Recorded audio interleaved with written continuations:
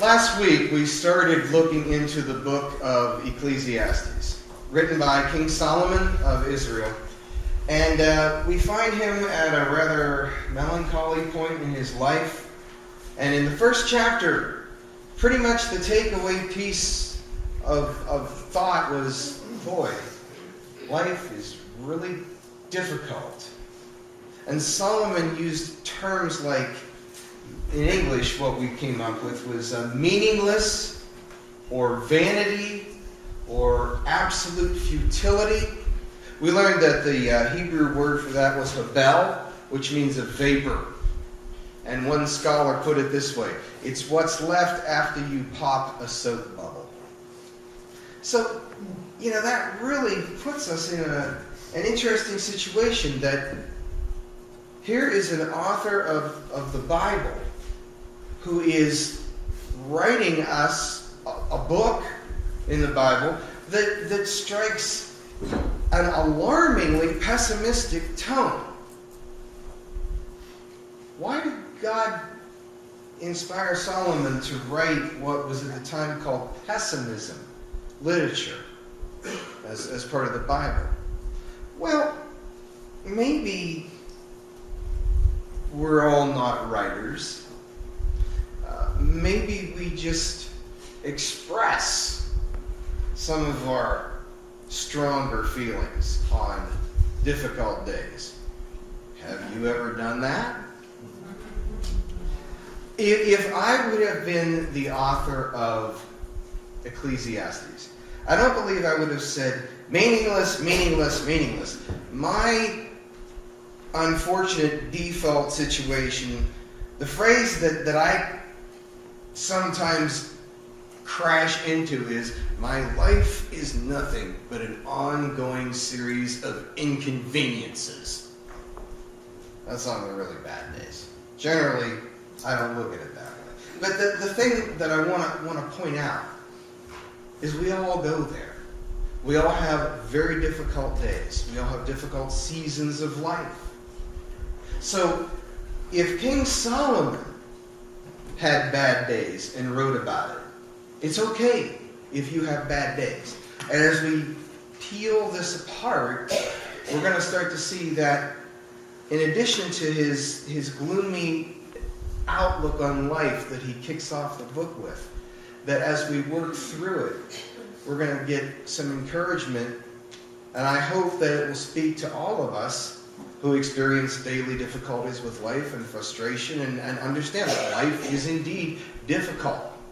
So the first thing we're going to do is we're going to try and take a look at what Solomon does to remedy his situation. He realizes, okay, I feel like my life is meaningless, so what am I going to try to come up with to make it less meaningless? And so we're picking up in the second chapter of Ecclesiastes today, beginning at the first verse. Solomon writes, I said in my heart, come now, I will test you with pleasure. Enjoy yourself. But behold, this also was vanity, or meaningless, whichever Bible translation you're using. I said of laughter, it is mad, and of pleasure, what use is it? I searched my heart how to cheer my body with wine. My heart still guided me with wisdom, and how to lay hold on folly, till I might see what was good for the children of man to do under heaven during the few days of their life. I made great works. I built houses and planted vineyards for myself. I made myself gardens and parks and planted in them all kinds of fruit trees. I made myself pools from which to water the forest of growing trees. I bought male and female slaves, and had slaves who were born in my house. I had also great possession of herds and flocks, more than any who had been before me in Jerusalem. I also gathered for myself silver and gold, and the treasures of kings and provinces. I got singers, both men and women, and many concubines, the delight of the sons of man. So I became great and surpassed all who were before me in Jerusalem. Also my wisdom remained with me, and whatever my eyes desired, I did not keep from them. I kept my heart from no pleasure, for my heart found pleasure in all my toil, and this was my reward for all my toil. Then I considered all that my hands had done, and the toil I had expended in doing it, and behold, all was vanity, and a striving after the wind, and there was nothing to be gained under the sun. Stick with me. I know that still sounds pretty hopeless. If Solomon were living in our days, in our time, when you would go to the grocery store, those tabloids that I really still don't understand the whole Kardashian thing. But if the Kardashians were around tonight, they'd be hanging out with Solomon. Okay? And the pictures that you see on the tabloids, they would be in Solomon's palace. Okay? He was the king. He was like the king and Bill Gates and the head of agriculture and the head of military. He was the head of everything. And he had everything. Totally. And he surrounded himself with stuff. Let me remind you of what all he told us that he surrounded himself with. Laughter, wine, and unlimited supply of female companionship. Now, somehow or other, this man of God got the idea that having concubines around would be okay. He even mentions them as the delight of the children of men. So they were extremely attractive. And it sort of starts to make Solomon's mansion sound a little bit like the Playboy Mansion. But let me just add this caveat to all of that. His womanizing was his downfall. He brought in ladies who were not Jewish. They brought pagan cultures with them. And that was indeed the thing that brought down the kingdom. So he's looking for meaning in pleasure. He's looking for meaning in parties. He's socializing, hanging out. And then, in addition to that, Solomon goes on to wrap himself up in his work. He says, I've made great works. He mentions houses, vineyards, gardens, and parks, and pools to water everything. He had servants all over the place. He had herds and flocks of animals that were bigger than anyone else's. Bigger. Big bucks, everything. Now, just let me ask you a question. When you think about our culture and you see Solomon's culture, do you see any similarities? Shout them out. What do you see? Well, a couple of you said, uh-huh. Now you're not saying anything. What are you seeing that's the same? More is better. Greed. What else? 900 million to run over in the lottery. Yeah, and we're going to talk about that in a little bit. Pleasure. And where was he looking to find his meaning? Things, material things, friends, and how about work? Okay? He's trying to find meaning in all the partying, all the socializing, all the building, all of the, everything that he literally had built. It was all about work and social life. And what we might be able to refer to kind of as the American dream. Solomon had more than the American dream. And this was thousands and thousands of years ago. So think, how do we define success in America?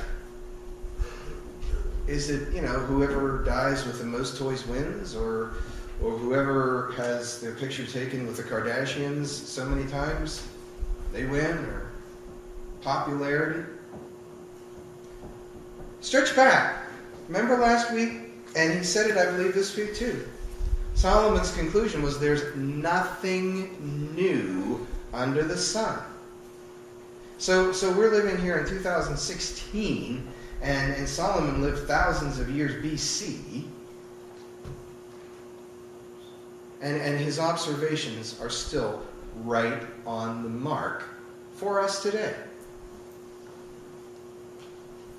We can be on the same little hamster wheel that Solomon was on. Spinning and spinning, spinning and spinning, chasing the wind, as Solomon would say, and never catching it. And getting nowhere. Nowhere. Now, there are some things that we could be looking at in all of our things that we make valuable. And sometimes it's a little politically incorrect these days to talk about things like sin and virtue. Because you start talking about virtue and sin, you start risking that you could be politically correct and offend some people. So, if we're going to be critical of the way people in our society define themselves and the way they find meaning, we also need to look at ourselves. And in the weeks ahead here, we're going to be looking at things like work and how you conduct yourselves and ethics. And as I've said before over the years, is the world influencing us, or are we influencing the world? Let me give you some clarification along the way here. Enjoying your work, not a problem.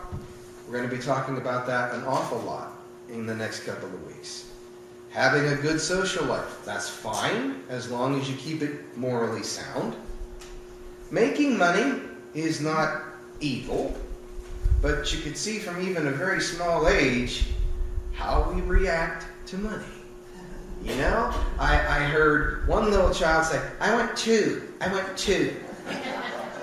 then I heard another little tyke over here saying, $5,000. $5,000. I didn't withdraw that much. I knew it was 20 because that's how many my wife sent me to the store to get yesterday. So I knew we weren't going to take a terrible hit on that. But it's not evil. But when we take our career, when we take our social life, when we take our money, and we make our things the end all in themselves, that's when we get into trouble. Having money is not horrible. Having friends is not horrible.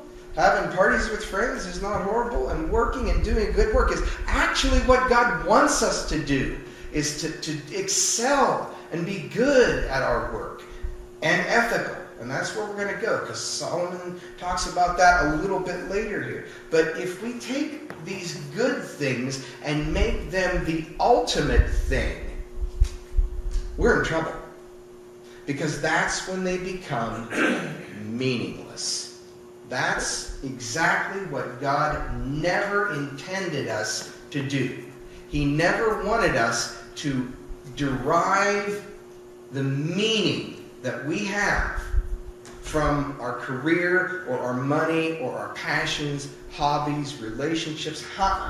Those are all things that are fine. But God's intention was for us to look to Him. Now let's see a little bit more from Solomon here. We're going to pick up in chapter 2 at verse 24. Solomon says this: there is nothing better for a person than that he should eat and drink and find enjoyment in his toil. Okay, all these things that he was on a rampage about, it's meaningless, it's meaningless, it's meaningless. Okay, he's saying while you're doing this meaningless stuff, enjoy it. Make the most of it. This also, I saw, is from the hand of God. For apart from him, God, who can eat or who can have enjoyment? For to the one who pleases him, God has given wisdom and knowledge and joy. The light's coming on a little bit here for Solomon. But to the sinner, he has given the business of gathering and collecting only to give to one who pleases God. This also is vanity and a striving after the wind. So the pessimistic king takes a bit of a turn. All of these things that he tried to make the end-all of the end-all failed him. So what does God want us to do? I would submit to you that God wants us to aim higher.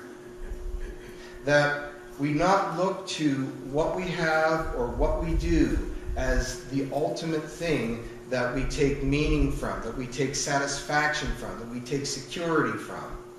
Because one tornado, hurricane, house fire, terrible day, accident, and all of that stuff can be gone. God's intention is for us to be aiming for him as the source of our meaning, as the source of our peace, as the source of our satisfaction in life. If you recall, I've told you this before, the word sin actually comes from archery. And it means an arrow that falls short of the target. It doesn't just miss the target. It falls short of the target and never even gets to the target. When we aim low, when we make good things, ultimate things, that is when we're going to be set up for disappointment. A lot of you guys are deer hunters, right? Do you aim for the deer's feet? No. You going to get a deer if you aim for its feet? No. You're going to get a deer when you aim for center body mass behind the head. That's where you want your shot to go. If you're a Christian, if you're a disciple of Jesus Christ, you want to be aiming for God. And that is something that we have to do every day. We have to pick up the sights of our life and zero in and focus on God. And then, along the way, the things that we do will become more pleasurable. Our work will become more meaningful. And we can leak our faith out, and other people will be blessed as well. And we're going to continue that conversation. But let's pick up on this lottery thing for a minute here. All right? Something like that happens. Or you get a certified letter. Your wealthy Uncle Festus has passed away. The one who never married. You receive notification from his attorney. Festus has willed you his house to live in. It's no regular house. It's a castle. Magnificently opulent place to live. He's also arranged for you to have the higher education you want. And it's all going to be paid for. No problem. And with your uncle's connections, you're going to have the career of your dreams after you complete an education that's completely paid for. And sort of put a cherry on top of all that, your uncle has left $1 million for you to spend on your hobbies, passions, pleasures, and whatever else you want.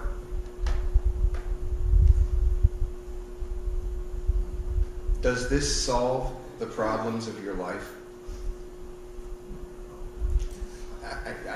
I'm hearing some no, but I'm also probably thinking, it wouldn't hurt. Okay? Yeah, preacher man, I know it's not about money, but yeah, you try living without money. Yeah, I know that. But let me tell you about something. if you hit the lottery or get a lot of money from an uncle like that, be careful what you wish for. Because if you get it, there is a strong likelihood that it is just going to be the beginning of a whole new season of trouble. There is something out there that has been identified and given a term. It's called sudden wealth syndrome. Okay? And unless a person is a really good money manager, or you hire a good money manager and you remained disciplined to follow that manager's advice, the sudden acquisition of wealth is very likely to bring with it loads of stress, anxiety, and family feuding. Not to mention phone calls from other relatives that you haven't seen since you were children. And then everybody starts acting like children. The whole problem is that the questions about how to utilize all of this money become overwhelming. And I didn't read about this in a Christian book or a publication or a website. I just read about this on the internet and looked it up. And the guys out there who are experts in helping people with sudden wealth syndrome, they say that the best thing that you can possibly do for yourself is to back up, step out of that firestorm of activity, and make sure that you are firmly planted in your core values. And that all the decisions you make are based upon your core values. These days, that is assuming you have core values. And if you're sitting in here this morning, I'm going to assume that you do, because I've known all of you for at least a little while. And if you've been listening to me for any time, I'm hoping that you've assimilated biblical core values into your life. And if you were to suddenly find yourself in a situation like that, that your values would remain on track and it would not change you. So let's see about this. We have Solomon, who has literally tried everything, looking for satisfaction and meaning, and found that really all you could do was enjoy what you have with God's blessing. So apply that into what God wants us to aim for satisfaction and meaning as His children, as those He has loved and adopted. Because it was never God's plan for us to ever take our satisfaction and our meaning from anything other than Him.